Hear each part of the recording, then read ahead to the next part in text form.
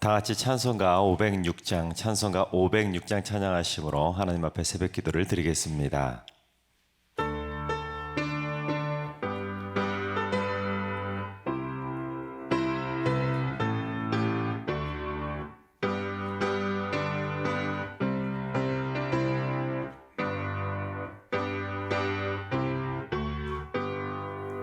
땅 끝까지 복음을 주님 분부하신 말 이 생명 다하도록 전하고 전하리. 너도 나도 복음 들고 외치고 외치자. 동서남북 어디서나 전하고 전하자. 주님 권세 받고서 땅 끝까지 복음을 두려워하지 말고 담대히 전하리. 너도 나도 복음 들고 외치고 외치자. 동서남북 어디서나 전하고 전하자. 주님 말씀 듣고도 실천하지 않으면 그 책망 두렵구나. 순종해 전하리. 너도 나도 복음 들고 외치고 외치자. 동서남북 어디서나 전하고 한 번 더 할까요? 땅 끝까지 복음을 주님 분부하신 말 이 생명 다하도록 전하고 전하리. 너도 나도 복음 들고 외치고 외치자. 동서남북 어디서나 전하고 전하자. 주님 권세 받고서 땅 끝까지 복음을 두려워하지 말고 담대히 전하리. 너도 나도 복음 들고 외치고 외치자. 동서남북 어디서나 전하고 전하자. 주님 말씀 듣고도 실천하지 않으면 그 책망 두렵구나. 순종해 전하리. 너도 나도 복음 들고 외치고 외치자. 동서남북 어디서나 전하고 전하자.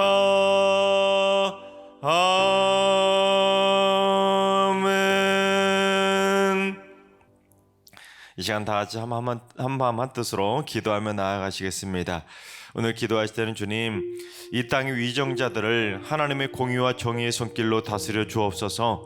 대통령과 국무총리, 장관들과 고위공직자들은 물론 국회의원과 각 지도층들이 부정부패와 당리당략을 완전히 다 몰아내고 공정한 대한민국, 건강한 대한민국을 굳건히 세우게 하여 주옵소서.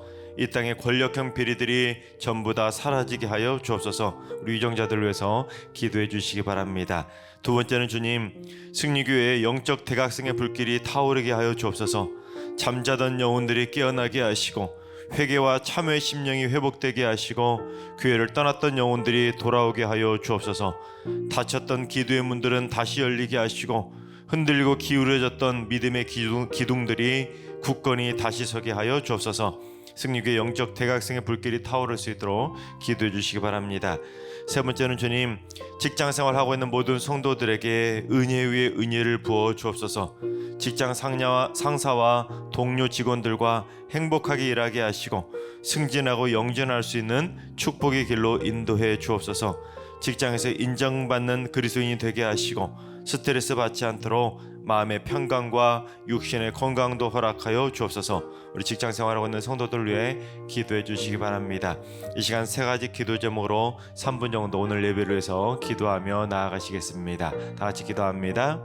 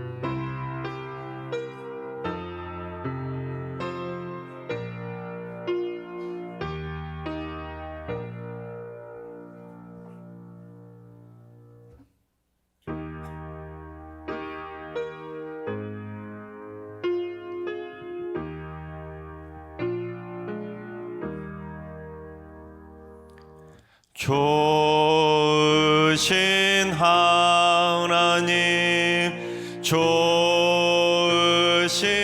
하나님, 참 좋으신 나의 하나님,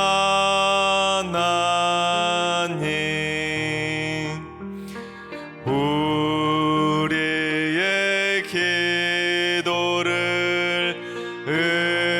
응답해 주시는 참 좋으신 나의 하나님,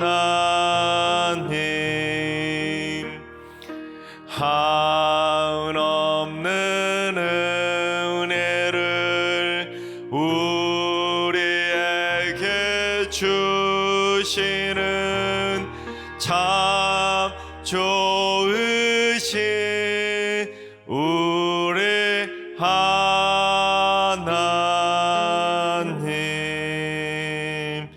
아멘. 참 좋으신 하나님께서 오늘 이 새벽에 저에게 주시는 말씀은 사무엘상 3장의 말씀입니다. 다 같이 드라마 바이블로 봉독하겠습니다. 제 3장. 아이 사무엘이 엘리 앞에서 여호와를 섬길 때에는 여호와의 말씀이 희귀하여 이상이 흔히 보이지 않았더라. 엘리의 눈이 점점 어두워가서 잘 보지 못하는 그때에 그가 자기 처소에 누웠고 하나님의 등불은 아직 꺼지지 아니하였으며 사무엘은 하나님의 궤에 있는 여호와의 전 안에 누웠더니 여호와께서 사무엘을 부르시는지라. 그가 대답하되 내가 여기 있나이다. 하고 엘리에게로 달려가서 이르되 당신이 나를 부르셨기로 내가 여기 있나이다. 나는 부르지 아니하였으니 다시 누우라. 하는지라. 그가 가서 누웠더니 여호와께서 다시 사무엘을 부르시는지라. 사무엘. 사무엘이 일어나 엘리에게로 가서 이르되 당신이 나를 부르셨기로 내가 여기 있나이다. 내 아들아, 내가 부르지 아니하였으니 다시 누우라. 하니라. 사무엘이 아직 여호와를 알지 못하고 여호와의 말씀도 아직 그에게 나타나지 아니한 때라 여호와께서 세 번째 사무엘을 부르시는지라. 그가 일어나 엘리에게로 가서 이르되 당신이 나를 부르셨기로 내가 여기 있나이다. 하니 엘리가 여호와께서 이 아이를 부르신 줄을 깨닫고 엘리가 사무엘에게 이르되 가서 누웠다가 그가 너를 부르시거든 네가 말하기를 여호와여 말씀하옵소서 주의 종이 듣겠나이다 하라. 하니 이에 사무엘이 가서 자기 처소에 누우니라. 여호와께서 임하여 서서 전과 같이 사무엘아, 사무엘아. 말씀하옵소서 주의 종이 듣겠나이다. 하니 여호와께서 사무엘에게 이르시되 보라, 내가 이스라엘 중에 한 일을 행하리니 그것을 듣는 자마다 두 귀가 울리리라. 내가 엘리의 집에 대하여 말한 것을 처음부터 끝까지 그날에 그에게 다 이루리라. 내가 그의 집을 영원토록 심판하겠다고 그에게 말한 것은 그가 아는 죄악 때문이니 이는 그가 자기의 아들들이 저주를 자청하되 금하지 아니하였음이니라. 그러므로 내가 엘리의 집에 대하여 맹세하기를 엘리 집의 죄악은 제물로나 예물로나 영원히 속잠을 받지 못하리라 하였노라. 하셨더라. 사무엘이 아침까지 누웠다가 여호와의 집의 문을 열었으나 그 이상을 엘리에게 알게 하기를 두려워하더니 엘리가 사무엘을 불러 이르되 내 아들 사무엘아, 내가 여기 있나이다. 내게 무엇을 말씀하셨느냐? 청하노니 내게 숨기지 말라. 내게 말씀하신 모든 것을 하나라도 숨기면 하나님이 내게 벌을 내리시고 또 내리시기를 원하노라. 사무엘이 그것을 그에게 자세히 말하고 조금도 숨기지 아니하니 이는 여호와이시니 선하신 대로 하실 것이니라 하니라. 사무엘이 자라매 여호와께서 그와 함께 계셔서 그의 말이 하나도 땅에 떨어지지 않게 하시니 단에서부터 브엘세바까지의 온 이스라엘이 사무엘은 여호와의 선지자로 세우심을 입은 줄을 알았더라. 여호와께서 실로에서 다시 나타나시되 여호와께서 실로에서 여호와의 말씀으로 사무엘에게 자기를 나타내시니라. 아멘. 할렐루야. 하나님께서 오늘도 새날을 선물로 주셨습니다. 오늘 하루도 주님과 동행하면서 행복하게 승리하는 복된 하루가 되시기를 주님의 이름으로 축원합니다. 기독교를 우리가 믿고 있는데 기독교는 태동하자마자 참 난관에 부딪혔습니다. 유대인은 물론 로마 제국의 끔찍한 핍박과 박해를 받으면서 시작했기 때문에 기독교는 태동하자마자 곧 이내 사라질 것처럼 보였었습니다. 하지만 주전 313년에 로마 제국의 공인을 받게 되면서 기적같이 폭발적인 부흥을 맛본 것이 바로 기독교입니다. 모든 길은 로마로 통한다는 말이 생겨날 정도로 로마 제국은 그 넓은 로마 제국 곳곳으로 쉽게 갈 수 있도록 기가 막히게 길을 잘 닦아 놓았지요. 그런데 그 닦아 놓은 길이 결국에는 복음이 전해지는 복음의 통로가 되었던 것입니다. 그래서 복음이 로마 제국 전역으로 순식간에 뻗어나가면서 기독교는 진짜 기적 같은 부흥의 불길을 맛보게 되었습니다. 하지만 물도 급하게 먹으면 어떤다고 하죠? 체한다고 하지 않습니까? 로마 제국의 권력까지 등이 없고 폭발적으로 순식간에 부흥하다 보니까 숫자적으로는 기가 막히게 부흥했을지 모르겠지만 영적으로는 오히려 심각하게 타락하고 말았던 것입니다. 그래서 로마 제국과 함께 있었던 중세시대 천년을 우리는 무엇이라고 흔히 부릅니까? 암흑의 시대라고 그렇게 부르지 않습니까? 기독교 역사 가운데 가장 부끄러운 역사들을 많이 만들었던 시기가 바로 중세 암흑기였습니다. 그런데 그처럼 이스라엘 민족에게도 부끄러운 암흑의 시대가 있었는데 그게 바로 사사시대였습니다. 참으로 암울한 시기였고 정말로 입에 담기 힘들 만큼 타락의 역사를 기록했던 시간이 바로 사사시대였습니다. 하지만 그 암울하고 암흑했던 그 사사시대 바로 직전에 어떤 시대가 있었습니까? 이스라엘 백성들이 가나안 땅에 정착하기 위해서 여호수아가 이끄는 군대가 가나안 땅에 있었던 그 가나안 족속들과 전쟁을 벌였을 때 얼마나 승승장구했습니까? 가는 곳마다 그야말로 백전백승할 정도로 엄청난 승리의 역사를 기록했던 시간이 바로 여호수아의 시대였습니다. 그 시간에는 아이성 전투 한 번만 빼고는 모든 가는 곳마다 전쟁에서 승리했기 때문에 이스라엘 백성들은 가나안 땅의 땅덩이를 넓히는데 진짜 기가 막히게 승리의 발길을 걸어가고 있었습니다. 하지만 그들은 가나안 땅에서 자기들이 살 수 있는 땅덩이를 넓히는 곳에는 성공했을지 모르겠지만 영적으로는 점점 타락의 길을 걸어갈 수밖에 없었던 것입니다. 신앙의 크기와 믿음의 크기도 덩달아서 같이 성장하고 커져야 되는데 땅덩이만 커졌을 뿐 믿음의 크기는 오히려 더 쪼그라들고 말았던 것입니다. 그래서 그들은 적과 꿀이 흐르는 가나안 땅에서 풍요를 맛보면 맛볼수록 점점 더 믿음의 크기는 작아지게 되었던 것입니다. 그래서 결국 이스라엘 백성들이 가나안 땅 정복하기를 마치자마자 곧바로 암흑의 시간인 사사시대로 접어들고 말았던 것입니다. 왕이신 하나님의 통치하심을 거부하고 사사시대를 대변하는 자기 속에는 옳은 대로 행동하는 무법천지의 시대를 만들고 말았던 것입니다. 다들 자기가 왕이라는 거예요. 자기가 왕이니까 자기 속에는 옳은 대로 하나님도 무시하는 시대를 만들어버리고 말았던 것입니다. 석가모니가 이 땅에 태어나면서 천상천하 유아독존이라고 외치면서 그렇게 태어났다고 하지 않습니까? 하늘 위에 하늘 아래 자기밖에 없다는 것이죠. 자기가 가장 존귀한 자로, 그만큼 석가모니는 태어날 때부터 대단한 자존감을 가지고 태어났다라고 그렇게 말하지만 천상천하 유아독존은 결국 자기만 잘났다고 자기 주장만 앞세우는 독선적인 태도를 비꼬는 말로 지금은 그렇게 변질되고 말았습니다. 왜 그러겠습니까? 세상에서 자기가 최고라고 생각하는 것은 좋게 말하면 자부심일 수 있지만 결국에는 사사시대 사람들처럼 각자 자기 성현에 옳은 대로 행동하는 자기밖에 모르는 사람으로 변질되기 때문입니다. 그래서 사사시대의 이스라엘 백성들은 다들 천상천하 유아독존, 그것에 빠져가지고는 자기밖에 모르고 자기 생각만 옳고 자기 것만 챙기는 그러한 이기적인 시대로 타락할 수밖에 없었던 것입니다.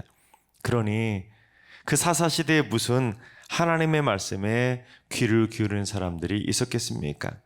그런데 지금 우리가 사사기와 룻기를 거쳐서 사무엘상을 지금 다루고 있는데 사무엘상도 그 시대적인 배경은 사사시대였습니다. 아직 왕정시대로 들어가기 전이 바로 사무엘서입니다. 그런데 이 사사시대에 암울했던 그 시대에 사무엘서까지 쭉 이어지고 있는데 그 사사시대에서 이제 왕정시대로 넘어가기까지 그 중간 다리 역할을 하는 사람이 바로 사무엘인데 그 사무엘이 소명을 받는 이야기가 바로 오늘 본문의 이야기입니다. 그런데 사무엘이 소명을 받을 때 그 시기에 이스라엘 백성들의 영적인 상태가 참으로 암흑의 시대와 같았다는 것을 오늘 본문은 말씀으로 시작하고 있는데 우리 본문 1절 말씀 한번 봉독해 보겠습니다. 아이 사무엘이 엘리 앞에서 여호와를 섬길 때에는 여호와의 말씀이 희귀하여 이상이 흔히 보이지 않았더라. 즉 이스라엘의 사무엘이라고 하는 사사가 세워질 때 그 당시 이스라엘 백성들의 영적인 상태가 무엇이었냐면 첫 번째, 여호와의 말씀이 희귀한 시대였다는 것입니다. 여러분 1절 자세히 보시면 엘리라고 하는 제사장 이름도 나오고 아이 사무엘이 엘리 제사장 앞에서 여호와를 섬길 때라고 하는 이 표현은 무엇을 의미하냐면 그 당시가 비록 사사시대이기는 맞았지만 소위 있을 것은 다 있었다는 것입니다. 제사장도 있었고 하나님을 섬기는 예배도 있었고 성목도 존재하고 그야말로 하나님을 섬기기 위한 외형적인 것들은 다 갖추고 있었다는 것입니다. 그런데 문제는 뭡니까? 외형적인 것은 다 갖추긴 했지만 정작 여호와의 말씀이 희귀했다는 것입니다. 요즘으로 말하면 교회 건물도 갖춰져 있었고 성도들도 다 있었고 주회종들도 다 있었는데 정작 그 교회 안에 여호와의 말씀이 희귀했다는 것입니다.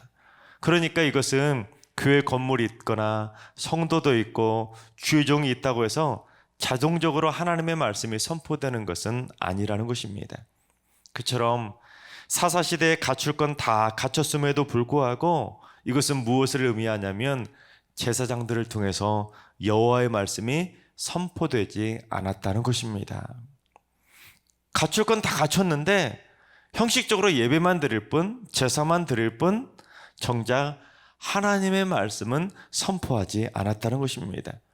즉 주의 종들조차 사명을 망각한 채 하나님을 형식적으로만 섬겼던 것입니다. 그러다 보니 어떻게 되겠습니까?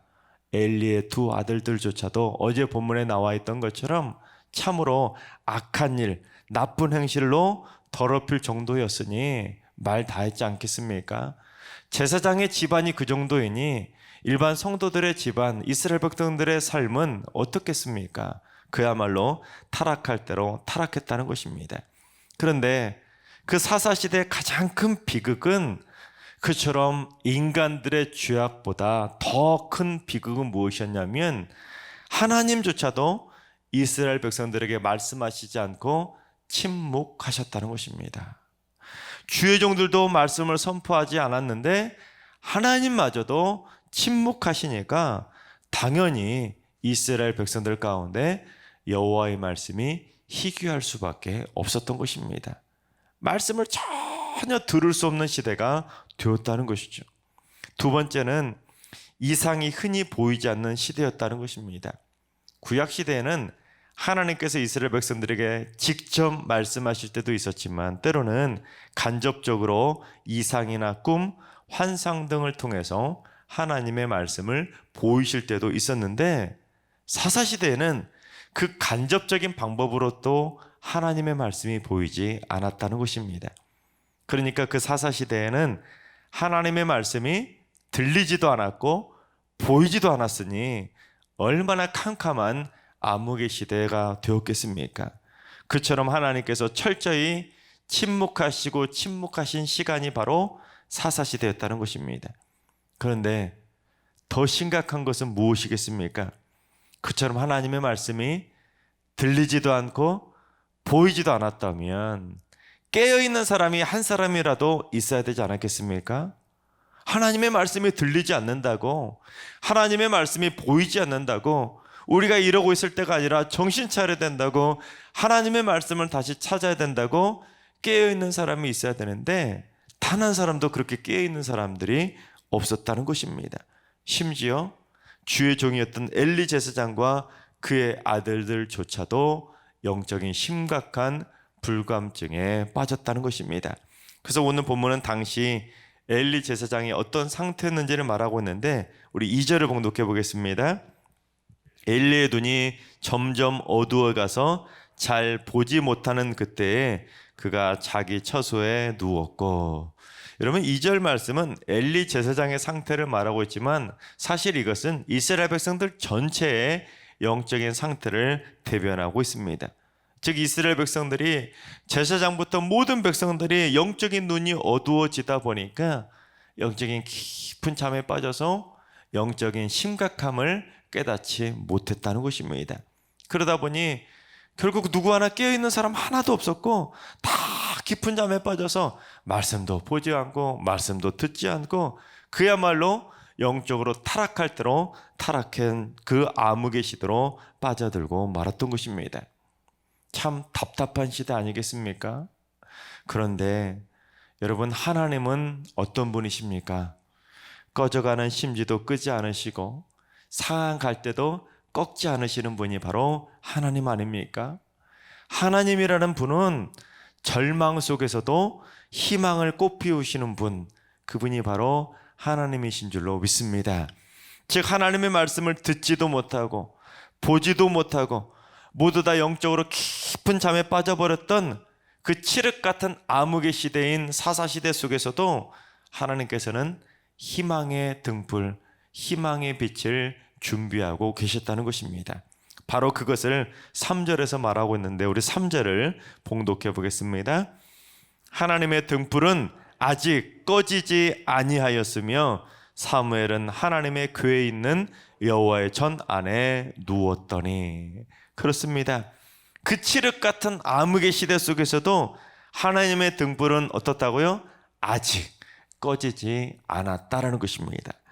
2절에도 누웠다는 표현이 나오고 3절에도 누웠다는 표현이 나오는데 이스라엘 백성들이 당시에 제사장은 물론 모든 백성들이 자기 처소에서 하나님의 말씀도 듣지 않고 하나님의 말씀도 보지 않고 그냥 영적인 깊은 잠에 빠져서 자기 처소에 누웠는데, 그런데 반면 하나님의 등불은 아직 꺼지지 않은 것처럼 지금 새벽에 깨우는 새벽잠을 깨우고 주님 전에 나와서 새벽 기도를 드리고 있는 여러분들처럼 여호와의 전에 누워 있는 하나님의 등불 앞에 나와 있는 성도들도 있었다라는 것을 오늘 말씀은 표현하고 있다는 것입니다. 그처럼 하나님께서는 사사시대 암흑 속에서도 아직 꺼지지 않은 여호와의 등불, 즉 사무엘이라고 하는 새로운 지도자를 준비시키고 꽃피우시고 계셨다는 것입니다. 그리고 드디어 사무엘을 사사로 부르시면서 소명을 주시면서 빛의 사자로 사무엘을 세우신다는 내용이 바로 오늘 본문 3장의 내용인 것입니다. 그렇습니다. 여러분, 우리는 인간적인 시선으로 세상을 바라보고 교회를 바라보고 가정을 바라보고 나라를 바라볼 때가 참 많이 있습니다. 이것도 문제고 저것도 문제고 이것도 못마땅하고 저것도 못마땅하고 보는 것마다 다 답답하다고, 암흑 같은 칠흑 같은 암흑의 시간이다고 참으로 답답한 현실만 토로할 때가 많이 있습니다. 또는 나도 모르게 그냥 그 답답하고 캄캄한 상황에 동화되어 버려서 영적인 깊은 잠에 빠져버릴 때도 있습니다. 영적인 불감증에 빠지는 것이죠. 그래서 어떤 이들은 오늘날 포스트 모더니즘 시대가 바로 기독교의 사사시대라고 말하는 사람들도 있습니다. 심각하게 코로나로 인해서 절망적인 암흑의 시대로 접어들어서 이제 기독교는 끝났다고까지 말하는 사람들도 있습니다. 그러나 여러분, 아닙니다. 이 시대가 아무리 절망적인 암흑의 시대라고 할지라도 하나님의 등불은 아직 꺼지지 않은 줄로 믿습니다. 그래서 하나님께서는 이 시대를 다시 복음으로 환하게 비추시기 위해서 지금 어딘가에서 빛의 사자들을 하나하나 준비하고 계시는 줄로 믿습니다. 새벽잠을 깨우고 새벽 기도를 드리시기 위해서 이 자리에 오신 여러분들이 바로 하나님의 등불인 줄로 믿습니다. 바라옵기는 우리 모두 빛의 사자로 쓰임받을 수 있도록 영적인 깊은 잠에서 다 깨어날 수 있기를 바랍니다. 그래서 날마다 하나님의 말씀을 듣고 하나님의 말씀을 보고 하나님의 말씀을 깨달아서 하나님의 말씀으로 단단히 무장하는 말씀의 사자들로 세움받을 수 있기를 바랍니다. 그래서 우리 모두 다 꺼지지 않는 말씀의 등불을 들고 여러분의 가정을 비추시고 우리 승리교회를 비추시고 이 나라와 이 민족을 비추시는 거룩한 빛의 사자들이 다 되시기를 주님의 이름으로 축원합니다. 기도하겠습니다. 절망 속에서도 희망을 꽃피우시는 하나님, 많은 사람들이 오늘날 한국교회를 향해 부정적으로 답답하다고 말하곤 하지만 또한 사사시대와 같다, 중세시대와 같다, 절망적이다, 희망이 없다, 한국교회는 끝났다라고까지 말하는 이들을 보게 됩니다. 그러나 이 땅에 하나님의 등불은 아직 꺼지지 않은 줄로 믿습니다. 하나님께서 준비하신 빛의 사자들을 통해서 한국교회가 다시 일어서게 될 줄로 믿습니다. 승리교회를 통해 한국교회와 열방으로 하나님의 은혜의 빛이 환하게 빛나게 될 줄로 믿습니다. 이를 위해 우리 승리교회 모든 성도들이 날마다 영적으로 깨어있는 삶을 살게 하여 주시옵소서. 이제는 우리 주 예수 그리스도의 은혜와 하나님 아버지의 만극하신 사랑하심과 성령님의 충만하신 역사하심과 교통하심이 영적인 깊은 잠에서 깨어나 빛의 사자로 살기로 다짐하는 모든 성도들과 가정과 일터와 승리교회와 이 나라와 이 민족 위에 이제로부터 영원까지 항상 함께 하시기를 간절히 축원하옵나이다. 아멘. 이제 주신 말씀과 여러분 개인 기도 제목을 가지고 충분히 기도하며 나아가시겠습니다. 오늘 기도하실 때 주님, 승리교회 성도들이 영적인 깊은 잠에서 깨어나 날마다 말씀과 기도로 무장하는 빛의 사자로 세워지게 하여 주옵소서. 어둠이 있는 곳에 빛을 비추고 미움이 있는 곳에 사랑을 전하고 죄악이 있는 곳을 소금으로 정화시키며 살아가는 빛과 소금의 삶을 살게 하여 주옵소서. 환우들과 연로하신 어르신들과 사랑하는 장수들 모두 하나님의 등불로 환하게 비춰주셔서 날마다 하나님의 은혜의 빛 안에 거하며 어둠을 이기는 삶을 살게 하여 주옵소서. 특별히 새벽제단 쌓는 분들이 일평생 영적인 깊은 잠에 빠지지 않고 날마다 새벽을 깨워서 승리교회를 공격하는 어둠의 세력을 물리치는 빛의 사자들로 든든히 세워지게 하여 주시옵소서. 또한 오늘도 모든 성도들의 발걸음마다 은혜의 빛으로 동행해 주셔서 오늘 모든 성도들이 행복하고 기쁨 넘치는 축복의 날이 되게 하여 주시옵소서. 이 시간 주신 말씀과 여러분의 기도 제목을 가지고 충분히 기도하며 나아가시겠습니다. 다 같이 기도합니다.